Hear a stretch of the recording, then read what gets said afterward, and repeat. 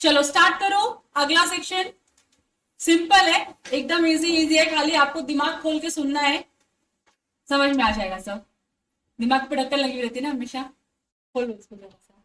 देखो section number 24 क्या बोलता है, गुड्स सेंट ऑन अप्रूवल और on sale or return basis.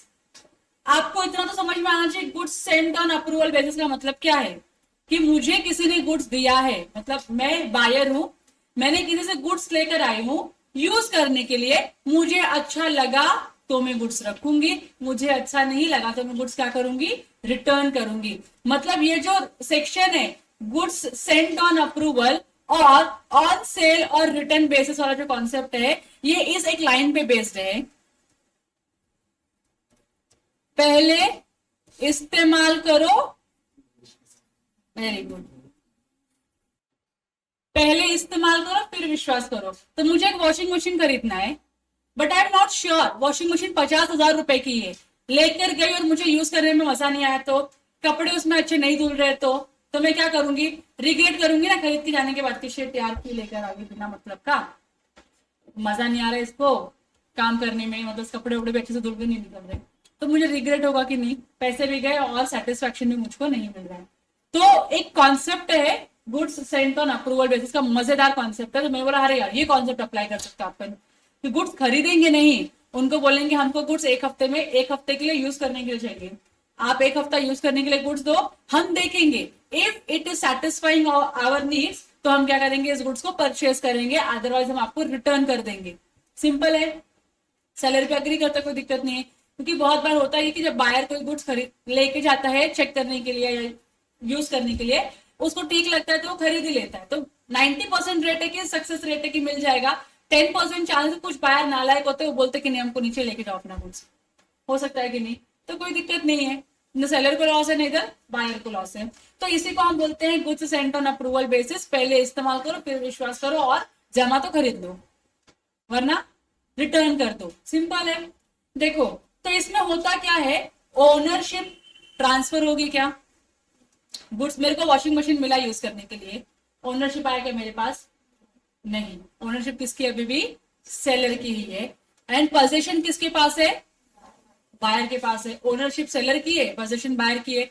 क्यों ऐसा हुआ है, क्योंकि मैं गुड्स को यूज करने के लिए लेकर आई हूं, अच्छा लगा तो ओनरशिप मुझको मिलेगी, अच्छा नहीं लगा तो पोजीशन मुझको रिटर्न करना होगा, किसको, सेलर को। यहां तक क्लियर है। Buyer has an option to return the goods, goods return करने का ऑप्शन किसके पास है, बायर के पास, क्योंकि पोजीशन किसके पास है गुड्स का, बायर के पास है। Ownership is transfer to the buyer in any of the following 3 ways. मैंने क्या बोला, एक हफ्ते के लिए मशीन दे दो मेरे को, मैं एक हफ्ता यूज करूंगी और मुझे अच्छा नहीं लगा तो मैं मशीन क्या कर दूंगी, रिटर्न कर दूंगी। एक हफ्ता हो गया मैंने मशीन रिटर्न नहीं किया, अब बताओ क्या मैं डीम्ड ओनर मानी जाऊंगी, मानी हुई ओनर कि हाँ तूने एक हफ्ते का टाइम मांगा था, एक हफ्ते में रिटर्न करना चाहिए था, now in with in 1 week you have not returned the goods, you will be treated as a deemed owner of the goods, और सारे ही उस गुड्स के ओनरशिप वाले राइट्स सेलर से किसको आ जाएंगे, बायर को आ जाएंगे, एक हफ्ता एक्सपायर होने के बाद, बराबर कि नहीं। So when the buyer accept the goods, अगर बायर ने गुड्स एक्सेप्ट कर लिया तो ओनर बन गया बायर का, एक हफ्ते के बाद जाके बोलता है कि क्रोमा में अरे क्या मशीन दिया है भाई, मजा आ गया कपड़े धो के उसके अंदर, एक्सेप्ट कर लिया ना, तो ये गुड्स किसका हो गया, गुड्स की ओनरशिप किसकी हो गई, अभी बायर की हो गई। पहला सिचुएशन सिंपल है, बायर ने गुड्स को एक्सेप्ट कर लिया। दूसरा क्या बोलता है, buyer adopts transact the transaction, मतलब बायर इस गुड्स के साथ कुछ इस तरीके से ट्रांजैक्ट करता है जिससे ये समझ में आता है कि बायर ओनरशिप वाले राइट्स को एक्सरसाइज कर रहा है, तो बायर के पास क्या हो गई है, ओनरशिप ट्रांसफर हो गई है। एग्जाम्पल, प्लेज, मैं गुड्स उधार पे लेकर आई हूँ यूज करने के लिए, अगर मुझको अच्छा लगा तो मैं कंटिन्यू करूंगी, उसको अपने पास रखूंगी, मुझको अच्छा नहीं लगा तो 1 वीक में क्या करूंगी, रिटर्न कर दूंगी।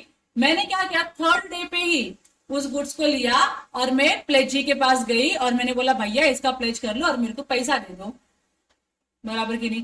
तो क्या प्लेज करने का राइट ओनर को होता है, क्या मैं एज अ पर्सन बायर, क्या मैंने ओनरशिप वाले राइट एक्सरसाइज कर लिया, दो I have not got the right लेकिन मैंने एक्सरसाइज किया कि नहीं, इसका मतलब यही है कि मैं अप्रूवल दे रही हूँ कि ये गुड्स मैं मेरे पास रखने ही वाली हूँ, डीम्ड ओनरशिप.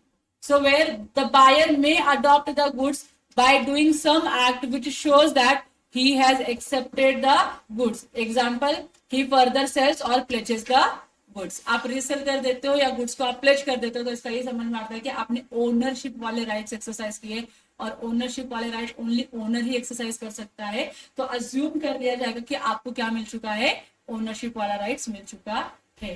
यहाँ तो क्लियर है, और आप ओनर बन चुके हो, डीम्ड ओनर. अब जब आप डीम्ड ओनर बन चुके हो तो क्या आपको उस गुड्स का पैसा देना पड़ेगा सेलर को? यस. थर्ड सिचुएशन है, buyer fails to return the goods within a fixed or reasonable time. अगर बायर रीजनेबल टाइम में या एक हफ्ते के टाइम में जो उसने मांगा था उतने टाइम में अगर गुड्स रिटर्न नहीं किया तो वो डीम्ड ओनर माना जाएगा. तो तीन सिनेरियो जहां पे हम बायर को ओनर बता देंगे. पहला सिनेरियो क्या है, बायर ने खुद ने गुड्स एक्सेप्ट किया.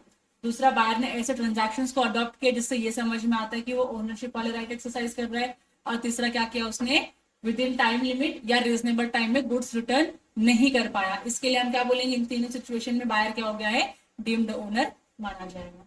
क्लियर हो गया आप लोगों को? तो ये था क्या, सेक्शन नंबर 24, जहां पे गुड्स क्या मिला है आपको, अप्रूवल बेसिस पे मिला है. कोई डाउट है इसमें? अब इसमें दो एग्जाम्पल है. ये वाले एग्जाम्पल आप रीड करोगे क्योंकि ये डिफिकल्ट है, और ये एग्जाम्पल इजी है तो इसको मैं रीड करूंगी. ठीक है, पहले आप पढ़ोगे.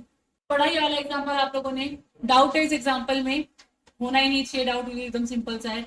सेकंड एग्जाम्पल भी पढ़ोगे तो आपको समझ में आ जाएगा, बट फिर भी मैंने बोल दिया तो मैं बता देती हूँ आपको कि ए क्या है, बी से, ए क्या है, बी को मोटर बेचता है और बोलता है कि ये अप्रूवल बेसिस पे आप लेके जाओ मार्च 20 में, अगर अच्छा लगा तो यूज करना, नहीं अच्छा लगा तो रिटर्न कर देना.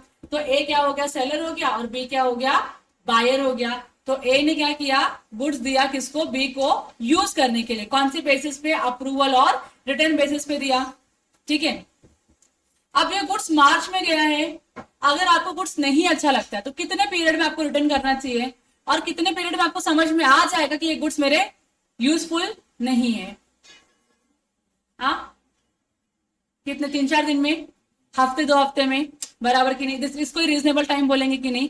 भाई साहब आए अगस्त में क्या करने के लिए, गुड्स को रिटर्न करने के लिए. बोलते हैं नहीं मेरे को अच्छा नहीं लगा तुम्हारा गुड्स. रीजनेबल टाइम है क्या ये अगस्त में रिटर्न करना? नहीं. तुम अप्रैल में जाते तो हो जाता.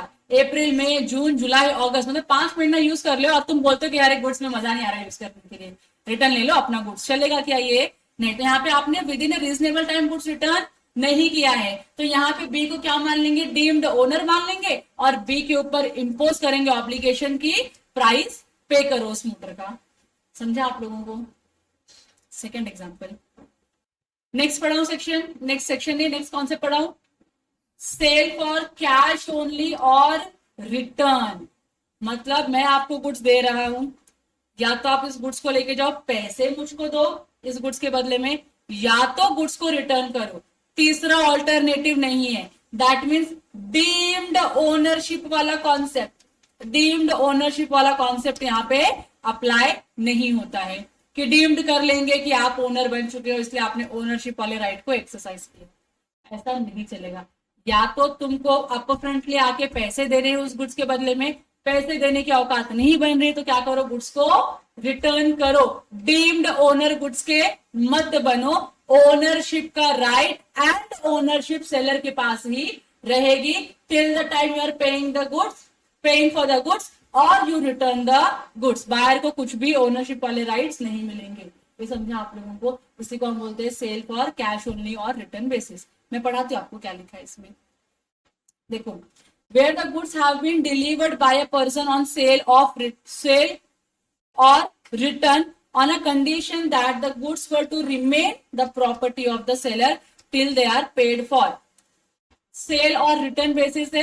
ये कंडीशन डाल के सेलर ने गुड्स दिया है कि जब तक आप गुड्स का प्राइस पे नहीं कर देते हो तब तक गुड्स की ओनरशिप किसकी रहेगी, सेलर की ही रहेगी. या तो आपको क्या करना पड़ेगा, उसको रिटर्न करना पड़ेगा.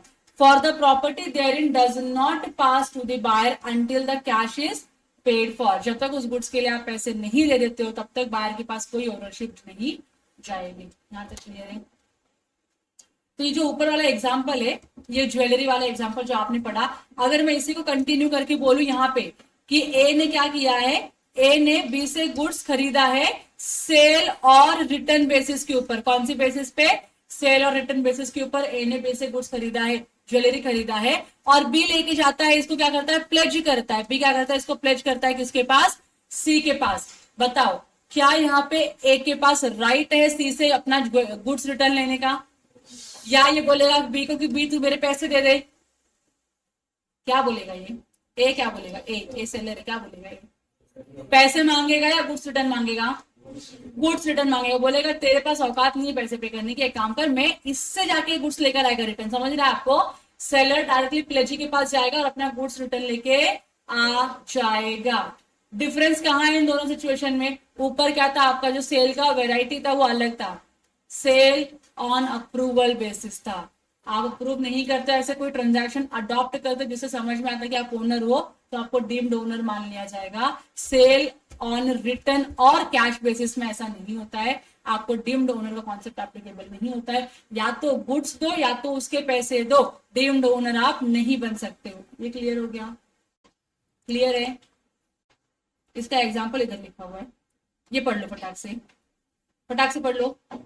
9 एग्जाम्पल। यहाँ तक क्लियर हो गया आप लोगों को? समझ में आ गया? अब अगला सेक्शन जो है that is section number 25, reservation of right of disposal. पढ़ाऊं या छोड़ दूं? 5 ही मिनट बाकी है मेरे पास, छोड़ देती हूँ, इसको हम कल से पढ़ेंगे, ठीक है? कल ये यूनिट खत्म करेंगे और उसके बाद यूनिट नंबर 2 चालू करेंगे हम लोग। All okay with it? Thank you, thank you, thank you.